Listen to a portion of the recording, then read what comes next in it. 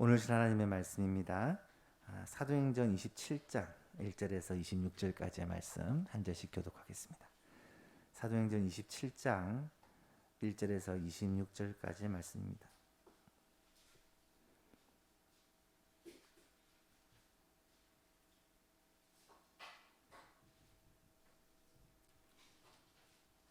찾으셨으면 한 절씩 교독합니다. 우리가 배를 타고 이달리아로 가기로 작정됨에 바울과 다른 죄수 및 몇 사람을 아구스도대의 백부장 율리오란 사람에게 맡기니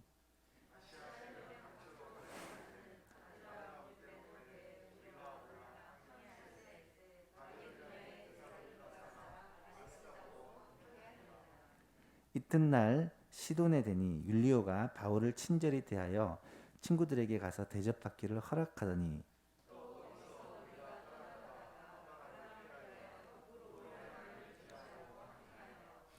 길리기아와 밤빌리아 바다를 건너 루기아의 무라시에 이르러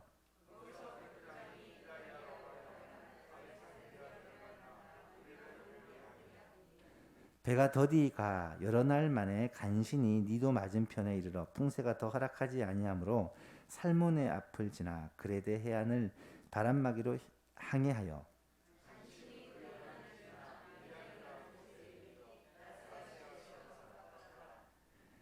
여러 날이 걸려 금식하는 절기가 이미 지났으므로 항해하기가 위태한지라 바울이 그들을 권하여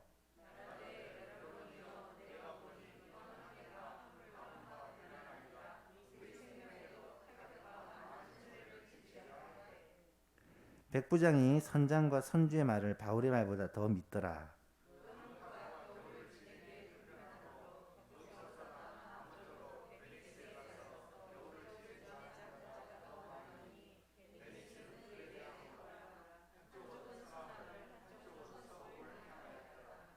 남풍이 순하게 불매 그들이 뜻을 이룬 줄 알고 닻을 감아 그레데 해변을 끼고 항해하더니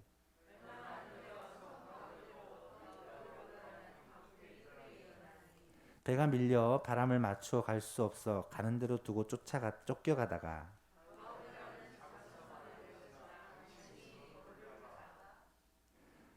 끌어올리고 줄을 가지고 선체를 둘러 감고 스르디스에 걸릴까 두려워하여 연장을 내리고 그냥 쫓아가더니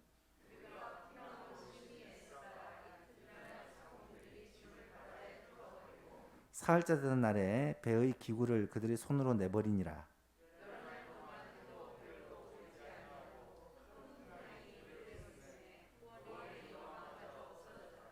여러 사람이 오래 먹지 못하였음에 바울이 가운데 서서 말하되 여러분이여 내 말을 듣고 그레데에서 떠나지 아니하여 이 타격과 손상을 면하였더라면 좋을 뻔하였느니라.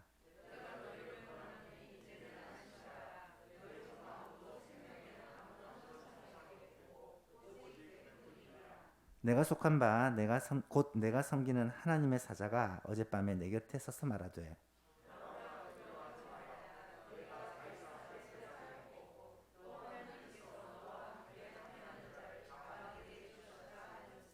그러므로 여러분이여 안심하라. 나는 내게 말씀하신 그대로 되리라고 하나님을 믿노라. 아멘. 드디어 바울이 로마로 갑니다.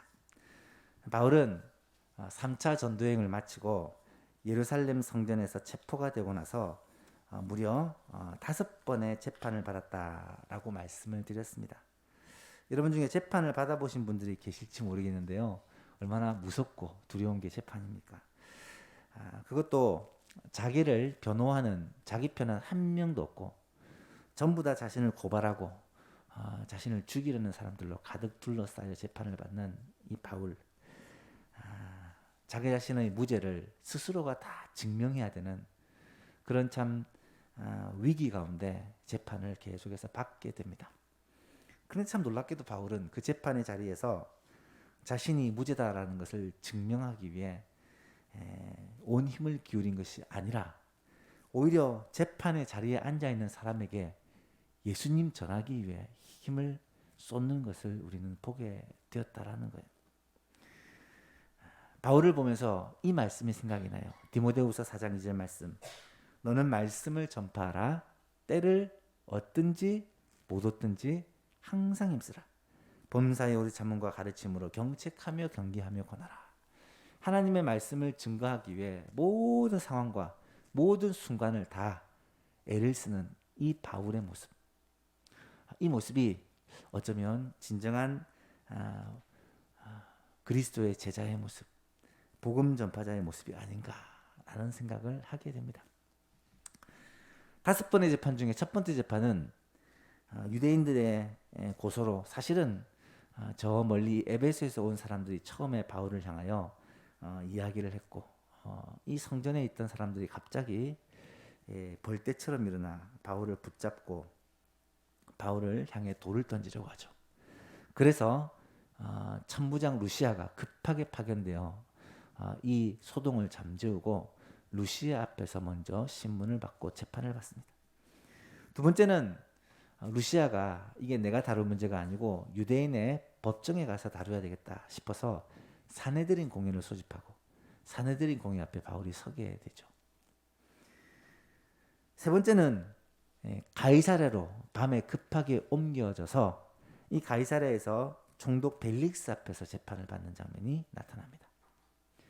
네 번째는 이 벨릭스의 임무가 마치고 베스도라는 새로운 총독이 왔을 때 이 새로운 총독 베스도 앞에서 또다시 재판을 받는 바울의 모습을 기록합니다. 마지막 5번째는 마침 아그리빠 왕 헤롯이 이 베스도를 방문했을 때 헤롯과 베스도와 또 많은 유대인들이 보는 앞에서 5번째 재판을 받게 되는 것을 우리가 지난 시간 살펴보았습니다. 이런 재판들을 통해서 밝혀진 분명한 사실은 바울에게 죽일 만한 죄나 옥에 가둘 만한 죄가 있는 것이 아니라 이 유대인의 율법에 관한 문제, 전통에 관한 문제로 갈등을 일으키는 것이다 라는 사실을 알게 되었습니다. 이 사실을 알았다면 로마 총독이 당연히 이 바울을 석방을 해야겠지만 로마 총독이 정치인이잖아요. 그래서 바울을 석방하면 유대인들이 반발을 할 것을 알기에 석방을 하지도 못하고 그렇다고 판결을 내리지도 못하고 굉장히 곤란한 상황에 놓이게 되죠. 바울이 그래서인지 로마 황제에게 가이사에게 항소를 합니다. 가이사에게 항소를 한 로마 시민권자는 가이사 앞에서 재판을 받도록 되어 있어요. 그래서 이 짐을 총독 베스도는 가이사 왕에게 넘길 수가 있게 되어서 안심을 하게 되죠. 여러분, 이 과정들을 통해서 바울은 급박하게 모든 과정들이 거쳐졌지만 하나님의 입장에서는 어떤 일이 일어났을까? 무엇보다 먼저 하나님은 순간순간 바울의 생명을 지켜주셨습니다. 바울이 성전에서 갑자기 흥분한 무리들에게 돌에 맞아 죽게 되었을 때도 하나님이 천부장을 보내어서 건져주셨고요. 또 사내들인 공회에서 바울이 대답을 하다가 또 유대인들의 심기를 건드려서 폭발할 때쯤 바울에게 또 지혜를 주셔서 사두개인과 이 바리새인들 간의 부활 논쟁을 하게 하심으로 이 위기를 극복할 수가 있었고요. 또 이스라엘 중에 이 바울을 죽이지 않으면 내가 먹지도 않고 마시지도 않겠다고 작정한 사람이 40명이 넘은 이 바울을 암살이라도 해서 죽이겠다고 얘기하는 사람이 40명이 넘었는데 하나님께서는 그 수많은 암살자로부터 바울을 보호하기 위해 바울을 가장 안전한 감옥에다가 그렇게 지내게 하셨다라는 것이죠. 무엇보다 바울은 이 과정을 통해 꿈에도 그리던 로마에 가게 됩니다. 로마는 처음부터 바울이 가고자 했던 곳이고, 왜냐하면 전 세계의 중심지가 로마이기 때문에 땅끝까지 복음을 전하려면 로마가 복음화되어야 되기 때문에 바울 속에 늘 로마가 있었다라는 것을 알 수 있고요. 그 꿈꾸던 로마를 드디어 가게 되는데, 물론 죄수의 신분으로 그렇게 묶여서 가는 거지만 그럼에도 불구하고 로마에 가서 복음을 전하는 기회를 주셨다라는 사실 때문에 바울은 감격해하고 있습니다. 오늘 본문을 보시면 드디어 이 바울이 로마로 가는 그 로마 행이 시작됩니다. 제수의 신분이지만 바울이 꿈꾸던 그 로마 땅에 가서 가이사 왕도 만나게 되고 또 많은 로마의 고위 간직자들을 만나게 될 뿐만 아니라 또 로마에 있는 그리스도인들, 로마에 있는 유대인들을 만날 수 있다라는 기대감으로 로마를 향하고 있습니다. 여러분, 로마에 대한 꿈은 바울이 전에부터 꿔왔었고요. 뿐만 아니라 하나님이 바울에게 여러 번 약속을 해주셨습니다. 위기의 순간에 네가 가이사 앞에서 로마에서 복음을 전할 것이다. 그때까지 하나님께서 바울을 지키시고 보호하신다는 약속이죠. 사도행전 19장 21절에 보면 바울이 에베소에서 있었던 일입니다. 이 일이 있은 후에 바울이 마게도냐와 아가야를 거쳐서 예루살렘으로 가기를 작정하여 이르되 내가 예루살렘에 갔다가 후에 로마도 보아야 하리라. 예루살렘에 들어갔다가 이제는 아시아와 유럽을 전도했으니까 로마에 가서도 복음을 전해야 될 것이다. 그렇게 바울 사도가 결심한 내용을 우리는 보게 되고요. 사도행전 23장 11절에 보니까 그날 밤에 이 산헤드린 공회를 마치고 돌아온 날 밤입니다. 주께서 바울 곁에 서서 이르시되 담대하라. 네가 예루살렘에서 나의 일을 증언한 것 같이 로마에서도 증언해야 하리라. 예루살렘 산헤드린 공회 앞에서 예수님을 증거하셨던 것처럼 이제는 사도 바울이 로마에서도 왕 앞에서도 가이사 앞에서도 예수님에 대해서 증거하는 날이 올 것이다 라고 약속을 받았어요. 그 약속을 받았기 때문에 바울은 로마로 갈 것을 알았고 그것을 기대하고 사모했다는. 자, 오늘은 이 로마로 향하는 이 바울의 항해 과정을 살펴보면서 몇 가지 중요한 내용들을 우리가 생각해 보고자 합니다. 첫 번째로 가이사라에서 출발해서 무라시까지 가는 그 여정을 기록하고 있습니다. 가이사라는 아시죠? 예루살렘에서 저 서쪽으로 쭉 가면 이 지중해 연안에 있는 도시입니다. 가장 큰 항구 도시고 로마 군의 본부가 있는 도시예요. 왜냐하면 로마군이 다 배를 타고 이동을 했기 때문에 로마군의 그 주둔지가 있던 곳이 가이사라고요. 총독이 메인 집무실이 있는 곳이 가이사다라고 말씀을 드렸습니다. 가이사르에서 무라시까지 여정을 기록을 하고 있는데 1절 2절을 보니까 우리가 배를 타고 이달리아로 가기로 작정된 이달리아는 로마를 말합니다. 바울과 다른 죄수 및 사람을 아구스도 대 백부장 율리오라는 사람에게 맡기니 아시아 해변 각처로 가려 하는 아드라무테노 배에 아드라무테노의 배의 최종 목적지는 로마가 아니라 아시아 해변으로 가는 것입니다. 우리가 올라 항해할 때 마게도냐의 데살로니가 사람 아리스다고도 그 무리에 함께했다라고 기록을 해요. 여러분, 요약을 하면 지금 바울이 탄 배는 이탈리아로 직접 가는 게 아니라 아시아 지역 에베소와 그 지역으로 가는 배다. 아마 바로 가는 배가 없어서 이제 경유를 해서 가려고 생각했던 것 같아요. 이 배의 이름이 아드라무테노베라는 그런 배입니다. 그 배에는 바울과 다른 죄수 몇 사람이 호송이 되고 있었다. 그리고 그 죄수를 호송하는 책임을 맡은 사람이 누구냐? 백부장 율리오라는 사람이다. 이 내용입니다. 여기서 눈에 띄는 부분이 뭐냐? 이때 바울과 동행한 사람이 나오는데 바로 아리스타고라고 하는 데살로니가 사람과 또 누구였습니까? 이것을 기록한 누가라는 것입니다. 누가와 아리스타고가 왜 더욱 귀하냐? 바로 고난의 순간 동행을 했기 때문입니다. 좋은 일에 함께하는 것은 쉽습니다만 가장 힘들 때 고난에 동참하는 것은 쉽지 않습니다. 고난 자체도 즐거운 일이 아니지만 고난 속에 있는 사람이 얼마나 힘든지를 알지 않습니까? 그것을 옆에서 지켜보고 그 사람을 위로하고 격려하고 돕고 하는 것이 쉬운 일이 아니에요. 고난 가운데 있는 사람들은 짜증도 많이 내고요, 화도 많이 내고요, 힘드니까. 그런 사람을 품고 이해해주고 기도해주고 도와주는 것이 쉬운 일이 아닙니다. 특히 누가와 같은 사람은 2차 전도 여행 중에 바울을 만나고 그때부터 바울의 주치 겸 동행자로 바울과 늘 함께 하는데 죽을 때까지, 순교할 때까지 바울을 떠나지 않고 늘 바울과 동행했다라고 죽는 순간에 바울이 고백을 해요. 다른 사람은 다 나를 떠났는데 누가만 나와 함께 있다. 누가는 이 바울의 연약한 육신에 대해 잘 알았기 때문에, 바울은 병이 많았어요. 그래서 주치의로 바울의 이 약한 몸을 책임지기 위해 늘 떠나지 않았다는 거고요. 결국 이로 말미암아 누가가 어떤 일을 하게 됩니까? 사도행전, 누가복음, 정말 걸작을 쓰게 되는 영광을 누리죠.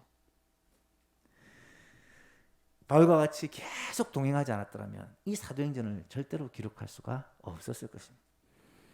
3절에서 5절 사이를 보니까 이튿날 시돈에 되니 율리오가 바울을 친절히 대하여 친구들에게 가서 대접받기를 허락하더니 또 거기서 우리가 떠나가다가 맞바람을 피하여 구브로 해안을 의지하고 항해하여 길리기아와 밤빌리아 바다를 건너 루기아의 무라시에 이르렀다.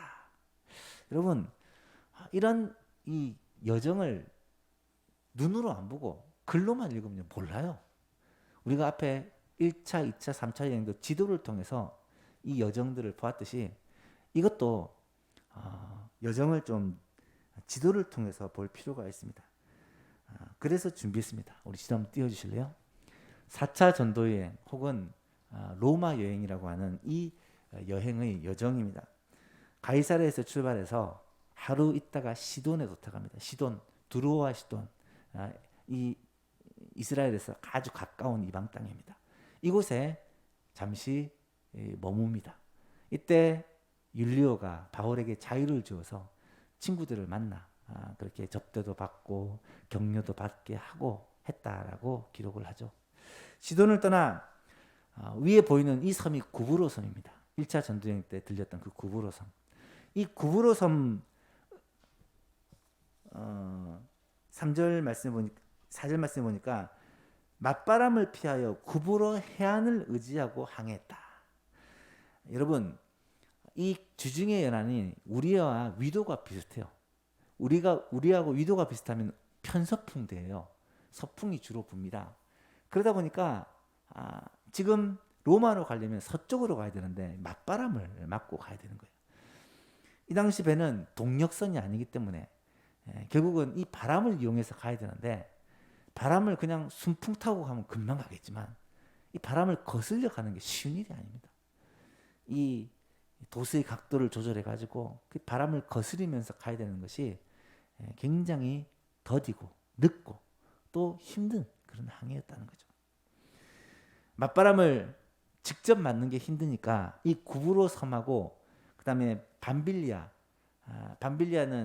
이 구브로 섬 위에 있는 이 도시를 말해요. 그래서 이 사이를 지나가서 바람이 피해를 최대한 적게 받기 위해서 이 길로 항해했다라는 그러한 표현입니다. 그리고 길리기아와 밤빌리아를 건너 루기아의 무라시에 이르렀다. 이 사이를 지나가서 무라라는 곳으로 그렇게 도착을 했다라는 것입니다. 무라에서 어떤 일이 벌어지느냐? 무라에서부터 미항해까지 두 번째 여정을 한번 보시면 6절에 보니까 이 무라시에서 백부장이 이달리아로 가려 하는 알렉산드리아 배를 만나 우리를 오르겠다. 아까 아드라무테노 배는 아시아 지역을 가려는 배였기 때문에 이제 로마로 바로 가려는 배를 갈아타야 돼요. 그래서 이 무라시에서 알렉산드리아 배를 타고, 이 알렉산드리아 배는 이 곡식을 싣고 로마로 가려는 그런 배였다고 합니다.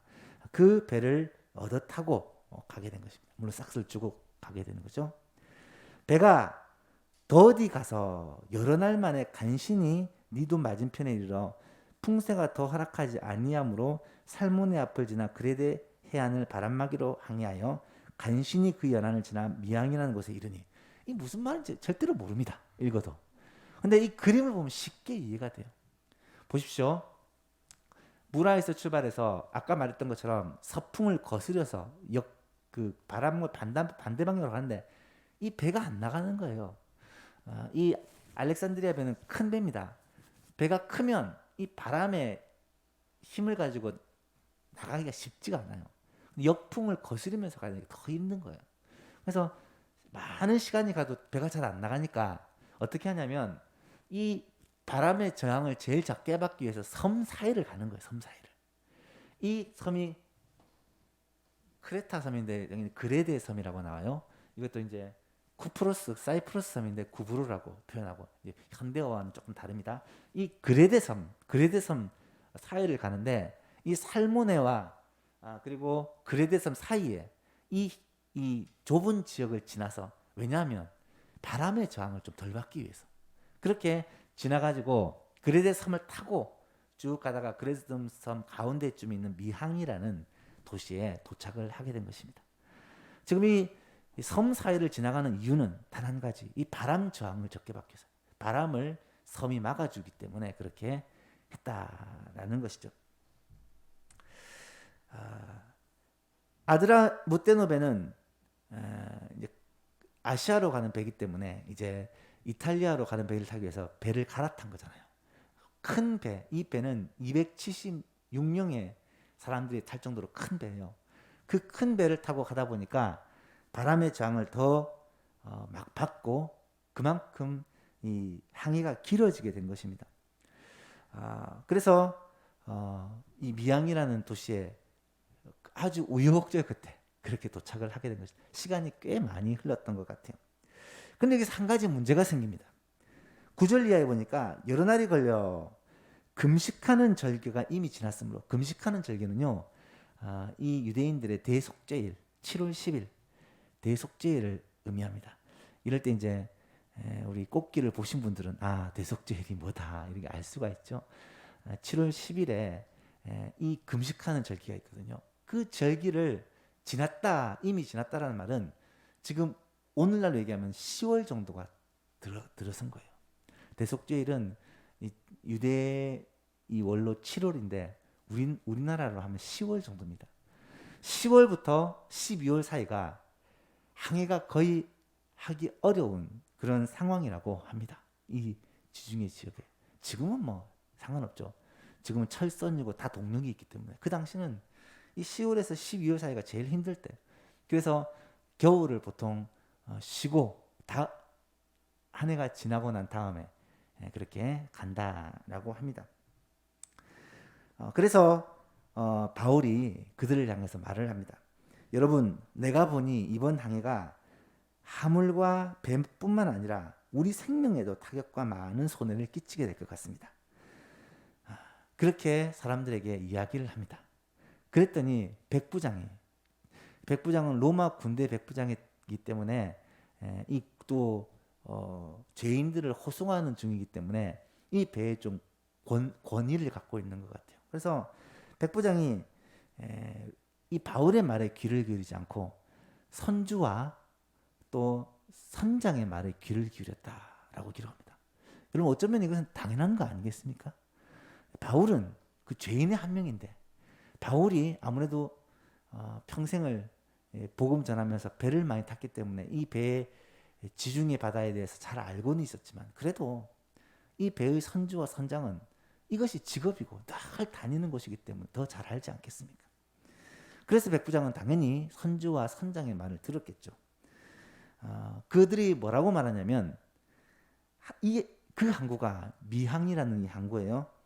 이 미항이 겨울을 지내기에 불편함으로 거기를 떠나 아무쪼록 베닉스까지 가서 겨울을 지내자 하는 자가 더 많았으니 베닉스는 그레데 항구로 한쪽은 서남을 한쪽은 서북을 향했다. 자, 보십시오. 지도가 사라졌네요. 지도 한 번만 더 보여주시겠어요? 네.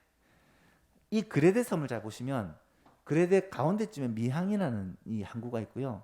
그레데 섬의 저 서쪽 끝에, 한쪽은 서쪽 아래쪽, 서쪽, 북쪽이 서쪽 끝이라고 생각하면 돼요. 그곳에 베닉스라는 그런 한국 도시가 있는데 그 도시는 큰 도시였던 것 같아요. 이 미양이라는 도시는 좀 조그만한 도시고 베닉스는 굉장히 큰 도시였던 것 같습니다. 그래서 이 그레데 섬 안에서 좀 더 서쪽으로 간 후에 그쪽에서 겨울을 보내자라는 것입니다. 여러분, 뭐 미양에서 보내나 뭐 베닉스에서 보내나 무슨 의미가 있겠습니까? 거리가 한 70km 정도 떨어졌다고 하는가 조금이라도 더 가서 보내자 뭐 그런 의미로 볼 수도 있겠지만 그래도 별로 거리상은 차이가 없는 거죠. 근데 무슨 차이가 있느냐? 이 배가 큰 배고 276명이라는 많은 사람들이 탄 배라고 했죠. 이 배가 정박을 해서 쉬려면 겨울을 보내려면 그곳에 숙박시설, 그 다음에 식당시설 뿐만 아니라 이 당시 뱃사람들을 위한 유흥시설 이런 게 잘 갖추어진 큰 도시가 있는가 하면 작은 도시는 그런 시설이 좀 덜 갖추어진 도시가 있었다는 거예요. 그래서 이 뱃사람들은 너무 잘 알기 때문에 이곳에서 겨울 보내면 재미없다, 할 게 없다. 저 베닉스까지 가면 그곳에는 볼 것도 많고 놀 것도 많고 즐길 게 많다라고 생각을 한 것입니다. 그래서 선장과 선주가 베닉스까지 가야 된다 주장을 한 것이고요. 바울은 베닉스까지 가다가 무슨 문제를 만날 수 있다, 가면 안 된다라고 얘기를 한 것입니다. 그리고 백부장은 그 중에 선주와 선장의 말을 들었던 것이고요. 여러분, 세상을 살아가면서 우리가 이처럼 선택을 해야 되는 상황이 있습니다. 사람들마다 생각이 다르고 이야기가 다르기 때문에 내가 어떤 것을 선택하고 그것을 받아들여야 될 상황이 있다라는 거예요. 사도 바울은 하나님 주신 지혜로 지금 이 상황이 출발하면 안 되는 상황이라는 것을 알게 된 것입니다. 그래서 백부장에게 죄수의 신분이지만 가서 간곡히 얘기를 하죠. 그런데 백부장은 이 바울의 얘기를 들은 척도 하지 않습니다. 여러분, 실제로 그런 경우가 우리는 많이 경험하지 않습니까?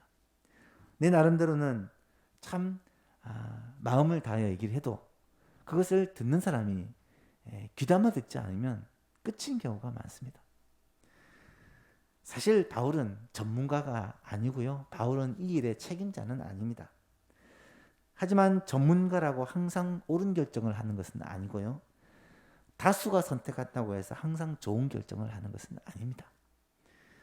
내가 속한 공동체가 나와 뜻이 다를 수도 있고요. 사람들마다 각각 생각이 다를 수도 있는 것이 우리가 살아가는 이 세상이라는 거예요. 그렇다면 그리스도인으로서 이 땅을 살아갈 때 우리는 이런 생각이 다르고 또 수많은 선택의 상황 속에서 어떻게 선택하고 결정하고 살아야 되느냐. 대표적인 것이 매스미디어라고 하는 TV나 뉴스나 인터넷이나 커뮤니티나 요즘에는 유튜브 이런 수많은 정보들이 우리에게 밀려올 때 그들 중에는 뭐 옳은 것도 있지만 틀린 것도 너무 많고 우리를 혼미하게 하고 혼란하게 하고 헷갈리게 하는 것들이 얼마나 많은데 그런 가운데서 선택하고 선별하고 지혜롭게 하나님의 뜻을 분별할 수가 있느냐라는 거예요. 끊임없이 자기 주장을 하는 사람들 가운데 우리가 어떻게 이것을 분별하고 어떻게 선택하면서 살아가야 할 것이냐. 어렵죠. 쉽지 않죠. 성경은 이런 세상에서 살아가는 우리들을 향해 이런 말씀을 하고 계세요. 우리가 잘 아는 로마서 12장 2절 3절 말씀 같이 한번 읽어볼까요? 시작. 너희는 이 세대를 본받지 말고 오직 마음을 새롭게 함으로 변화를 받아 하나님의 선하시고 기뻐하시고 온전하신 뜻이 무엇인지 분별하도록 하라. 내게 주신 은혜로 말미암아 너희 각 사람에게 말하노니 마땅히 생각할 그 이상의 생각을 품지 말고 오직 하나님께서 각 사람에게 나누어 주신 믿음의 분량대로 지혜롭게 생각하라. 아멘. 어떻게 판단하고 어떻게 선택하고 어떻게 생각하고 살아야 되느냐. 한마디로 얘기하면 우리가 하나님의 뜻이 무엇인지를 분별해야 된다는 것이고요. 그 뜻을 분별하기 위해서 우리에게 꼭 필요한 게 뭐냐? 믿음과 지혜라는 거예요. 믿음의 분량대로 지혜롭게 생각해야 된다는 것입니다. 사랑하는 성도 여러분, 우리에게는요 무엇이 필요하냐? 하나님께 대한 믿음과 또 하나님이 주신 지혜가 필요하다는 거예요. 이 세상을 살아가면서 너무나도 복잡하고 너무나도 다양한 그런 사람들과 또 정보들과 이런 세상을 만나면서 하나님의 뜻을 분별하고 주의 뜻대로 살기 위해서는 반드시 믿음이 필요하고 지혜가 필요하다는 거예요. 그렇다면 우리에게 지혜가 부족할 때 어떻게 해야 되느냐? 성경은 기도하라고 말씀합니다. 우리가 잘 아는 말씀이에요. 야고보서 1장 5절 말씀 같이 읽어볼까요? 시작. 너희 중에 누구든지 지혜가 부족하거든 모든 사람에게 후히 주시고 꾸짖지 아니하는 하나님께 구하라. 그리하면 주시리라. 아멘. 사랑하는 여러분, 이 땅에서 복잡하고 또 참 많은 것을 선택하며 살아가야 될 이 세상 가운데서 하나님의 뜻대로 살기 위해, 주님의 뜻을 이루며 살기 위해 우리에게 믿음을 달라고, 또한 하나님의 지혜를 달라고 기도하는 저와 여러분 될 수 있기를 간절히 바랍니다. 그렇게 살 때 우리는 세상에서 하나님의 뜻을 분별하고 살아갈 수가 있다는 거예요. 마지막으로 이 바울의 말을 무시하고 결국은 선장의 말, 선주의 말대로 무라시를 출발해서 이 벨릭스로 향하여 가려고 했을 때 어떤 일이 생기느냐? 유라굴로를 만나게 됩니다. 13절 14절을 보니까 남풍이 순하게 불매 그들이 뜻을 이룬 줄 알고 잘됐다. 이때는 출발해야 되겠다. 그래서 이 벨릭스로 출발합니다. 말씀드렸듯이 72km 정도. 배로 가면 한 하루 이틀이면 가는 그런 거리예요. 그래서 출발! 이래가지고 이 무라시를 출발해서 벨릭스로 가는데 얼마 가지 않아 섬 가운데로부터 유라굴로라는 광풍이 크게 일어났다. 여러분 지금 멀리 대항을 가는 것도 아니고요. 이 그레데 섬 주위에서 항구에서 항구로 그냥 이 섬을 끼고 가는 거예요. 그러면 특별히 어려움이 있겠나 싶었는데 세상에 유라굴로를 만난 것입니다. 유라굴로라는 것이 뭐냐? 유라굴로는 헬라어로 북동풍을 가리키는 단어입니다. 유라와 굴로가 북풍과 동풍을 가리키는 단어의 합성을 하는데 이 그레데 섬으로부터 이 바다를 향해서 내려오는 이 바람이 굉장히 강했다라고 해요.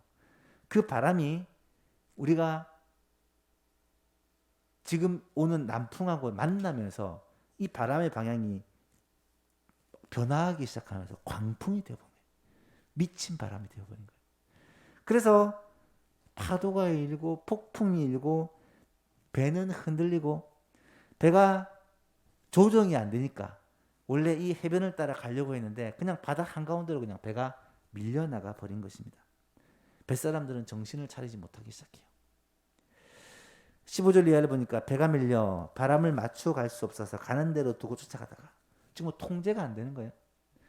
가우다라는 작은 섬 아래로 지나 간신히 거루를 잡아 끌어가 올리고 줄을 가지고 선체를 둘러 감고 스르디스는 모래톱을 말합니다.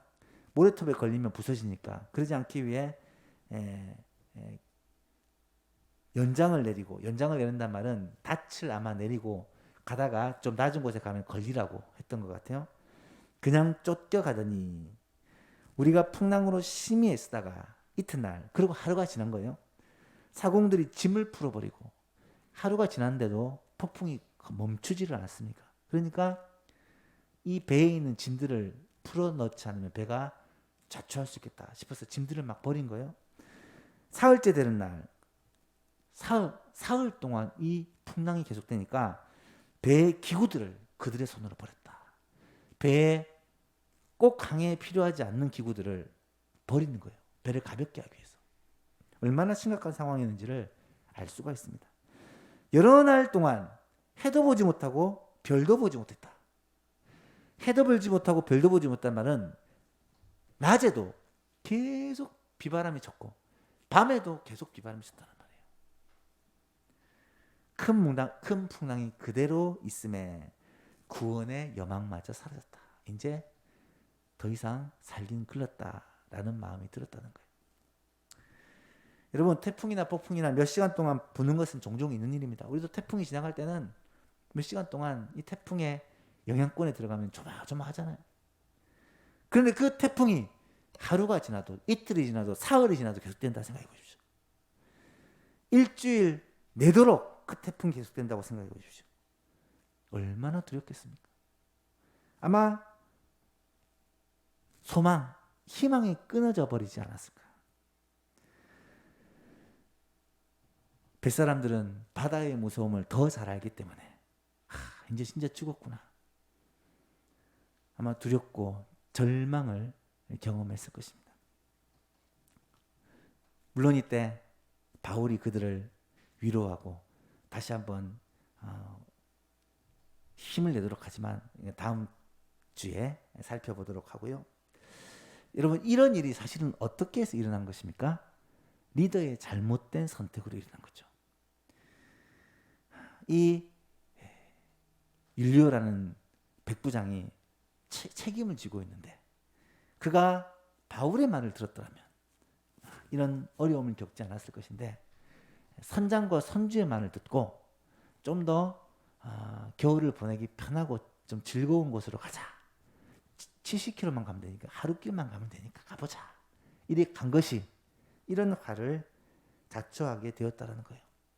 분명히 그 상황이 위험한 상황이고 이런 일들이 잘 일어날 것이라는 걸 알고 있었지만 그래도 조금의 욕심, 그런 욕심을 채우려다가 276명의 목숨을 지금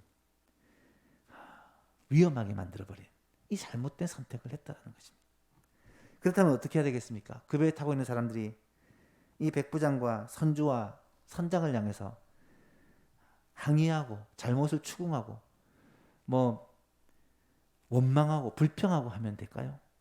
그렇다고 해결됐으면 했다면 그렇게 하겠죠. 하지만 지금 모든 사람의 목숨이 달린 상황에서 어떻게 할 수 없는 그 상황에서 모두가 두려워 떨고 있는 그런 안타까운 상황이 일어나고 있다는 것입니다. 사랑하는 여러분, 이런 상황 가운데 바울은 어떻게 했느냐? 믿음을 가진 성도는 어떻게 하고 있느냐? 이 부분을 우리는 좀 주목하여 보아야 된다는 거예요. 세상 사람들이 생각하고 세상 사람들이 반응하고 세상 사람들이 하는 행동과 믿음의 사람, 그리스도인들이 생각하고 판단하고 선택하고 행하는 행동과의 차이가 있다는 점을 우리는 보셔야 한다는 거예요. 왜 그런 차이가 날까? 가장 큰 이유는 믿지 않는 사람은 지금 보이는 현실이 전부라고 생각하고 좌절하고 낙심할 수밖에 없지만 믿는 바울은 천지의 주관자, 아니 이 폭풍과 바람의 주관자가 하나님이라는 걸 알기에 그 하나님을 아버지로 믿고 아버지로 고백하고 주로 모시고 살아가는 이 바울, 그리스도인들은 이런 상황에서도 절망하고 낙심하는 것이 아니라 하나님을 의지하고 기도할 수 있다는 거예요. 하나님께서는 또한 우리의 기도를 들으시는 분이요, 우리를 눈동자같이 아끼시고 지키시는 분이라는 걸 알기에 바울은 그들 앞에 담대하게 말할 수가 있었다는 거예요. 시편 23편 4절에 다윗은 뭐라고 고백합니까? 내가 사망의 음침한 골짜기를 다닐지라도 해를 두려워하지 않을 것은 주께서 나와 함께 하심이라. 주의 지팡이와 막대기가 나를 안위하시나이다. 여러분, 이것이 그리스도인이라는 거예요. 시편 121편에서 뭐라고 말합니까? 여호와는 너를 지키시는 자라. 여호와께서 내 오른쪽에서 내게 그늘이 되시나니 낮에 해가 너를 상하게 하지 못하고 밤에 달도 너를 해치지 못한다. 여호와께서 너를 지켜 모든 환난을 면하게 하시며 또 내 영혼을 지키신다. 여호와께서 너의 출입을 지금부터 영혼까지 지키시리로다. 여러분, 이것이 바로 그리스도인입니다. 이것이 바로 예수 믿는 사람들이에요. 시편 107편에는 조금 더 직접적인 표현이 나타납니다. 여호와께서 명령하신즉 광풍이 일어나 바다 물결을 일으키는도다. 그들이 하늘로 솟구쳤다가 깊은 곳으로 내려가나니 그 위험 때문에 그들의 영혼이 녹는도다. 그들의 이리저리 구르며 취한 자같이 비틀거리니 그들의 모든 지각이 혼돈 속에 빠지는도다. 이에 그들이 그들의 고통 때문에 여호와께 부르짖으매 그가 그들의 고통에서 그들을 인도하여 내시고 광풍을 고요하게 하사 물결도 잔잔하게 하시는도다. 그들이 평온함으로 말미암아 기뻐하는 중에 여호와께서 그들이 바라는 항구로 인도하시는도다. 여러분, 우리 하나님이요, 이런 하나님이시고요, 그 하나님을 우리는 아버지로 고백하고 모시고 살아가는 거예요. 믿는 사람과 믿지 않는 사람은 도저히 같을 수가 없고요, 어마어마한 차이가 날 수밖에 없다는 거예요. 바울과 배에 탄 모든 사람들이 똑같은 일을 당했지만 그들이 한 말과 바울이 하는 말이 다르고 그들의 심정과 바울의 심정이 다르다는 것을 우리는 주목하여 보아야 된다는 것입니다. 세상을 살아가는 우리, 세상을 살아가는 그리스도인, 세상과 똑같지 않고 구별되어 하나님을 기쁘시게 하는 저와 여러분 될 수 있기를 간절히 바랍니다. 말씀을 맺습니다. 우리가 이 땅을 살아가다 보면 유라굴로를 만날 때가 있습니다. 뜻하지 않은 환난을 만날 때가 있어요. 우리의 힘으로는 도저히 어떻게 해볼 수 없는 일들을 만나기도 합니다. 그럴 때 우리는 어떻게 반응하느냐? 세상 사람들과 동일하게 반응하느냐? 아니면 세상 사람들과 다르게 반응하느냐? 여러분은 어떻게 반응을 하십니까? 우리의 힘으로 감당할 수 없는 문제를 만날 때 여러분은 누구에게 찾아가 이 문제를 해결하려고 하십니까? 여러분은 어떤 방식으로 이 문제를 해결하려고 하십니까? 할 수 없다고 포기하고 낙심하고 놓아버리십니까? 아니면 여러분에게 문제 해결의 비결이 있으십니까? 사랑하는 예수만교회 성도 여러분, 이 자리에 함께한 주의 백성 여러분, 우리에게는 비결이 있습니다. 우리에게는 분명한 해결책이 있습니다. 우리 주 예수 그리스도께서는 우리를 모든 환난과 어려움 가운데서 건져 주십니다. 우리 하나님 아버지께서는 우리의 기도를 들으시고 우리를 구원해 주시는 분이십니다. 예수님께서는 우리에게 풍성한 삶과 영원한 생명을 주시기 위해서 이 땅에 오셨고 환난과 고난 가운데 우리와 똑같은 시험을 당하심으로 우리의 그 마음을 다 이해하시고 동정하시는 분이십니다. 그 주님을 믿고 그 하나님을 믿는 우리라면 유라굴로 세상의 이 엄청난 어려움 가운데서도 하나님을 온전히 의지하고 주께 기도하며 주님을 통하여 힘을 얻고 바울처럼 당당하게 어려움을 이겨낼 수가 있다는 사실을 깨닫게 될 수 있기를 간절히 축복합니다. 이 말씀을 기억하며 다음 주에는 구체적으로 어떻게 하나님께서 이 상황을 역전시켜 가시는지를 보시면서 우리에게 주시는 이 은혜, 하나님의 놀라운 섭리를 바라보고 우리도 믿음으로 살고 우리도 지혜롭게 하나님께 지혜를 구하여 이 문제를 승리하며 이겨내는 모든 성도님 될 수 있기를 간절히 소망합니다.